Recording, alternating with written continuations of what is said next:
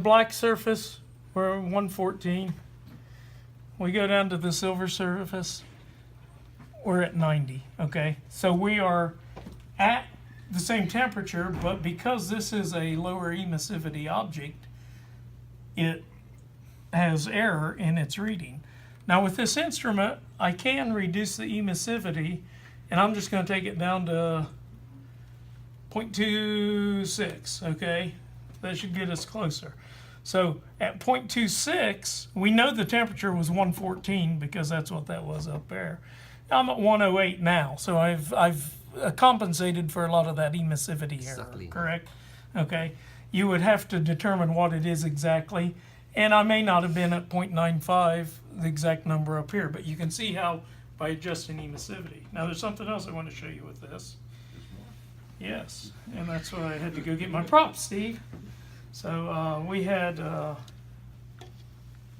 with this unit at 0.95, okay, we're reading up here the 112. It's going to cool off because we've unplugged it, so it's cooling off. Yeah. But if you want to see, like I'm measuring the energy coming off here, and we talked about reflected energy. I've got a hot cup here. Now I'm looking at the black part, and if I bring this cup over here into where I'm bouncing the infrared off here and back into my sensor, and you'll see I have very little change. What can you read those? I can't see that. 112. 112, and if I come up here, probably 112 point something, a little something. If I go down here, this is a lot more reflective, okay? So I'm looking now, we've got what 89. temperature? 89.